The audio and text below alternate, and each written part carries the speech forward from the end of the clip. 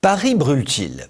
C'est la question que l'on s'est posée, il y a un certain nombre de jours, devant les échauffourées qui ont éclaté autour de la gare de Lyon. En cause, un concert de l'autoproclamée star congolaise répondant au doux nom de Fally Ipupa.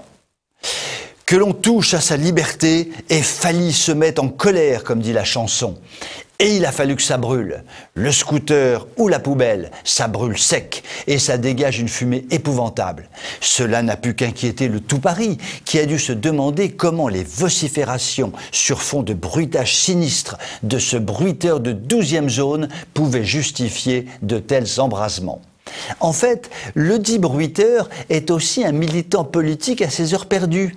Il est jugé trop proche du régime actuel du président congolais Tshisekedi. Pas bien ça, mec? Des opposants au dit président ont cru bon de témoigner leur vindicte au bruiteur. Logique. Tout cela est bel et bon, mais franchement, qu'est-ce que ça vient faire à 2 pas de la gare de Lyon et à 3 pas de la gare d'Austerlitz? En quoi les règlements de compte sordides et fumants entre tous ces braves gens, plus ou moins braves d'ailleurs, nous concernent-ils? Qu'est-ce que j'en sais, moi, des torts réels ou supposés du sieur Tchedi, non.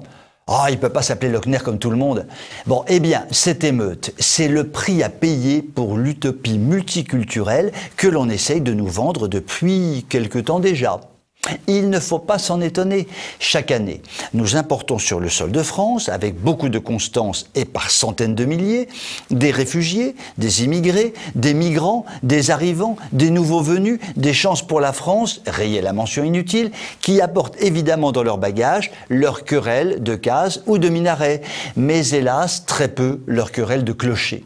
Résultat, 37 interpellations, 53 verbalisations. Et après, on s'étonne que la justice de notre pays soit encombrée. Si on se met à utiliser nos services publics pour régler les castagnes politiques des États africains, on n'a pas fini de rigoler. Mais ce n'est pas tout.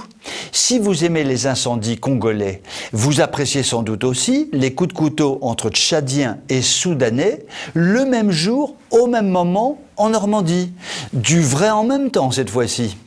Voilà une conséquence supplémentaire de l'immigration incontrôlée qui nous assaille et nous étouffe. Nous devons supporter d'héberger sur notre terre des conflits importés avec lesquels nous n'avons rien à voir, mais qui structurent le quotidien des gares que nous accueillons et que nous n'avons pas le moins du monde cherché à intégrer.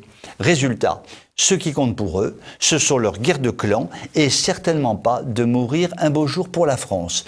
D'ailleurs, plutôt que de mourir un beau jour pour la France, peut-être essaieront-ils un jour de faire mourir la France.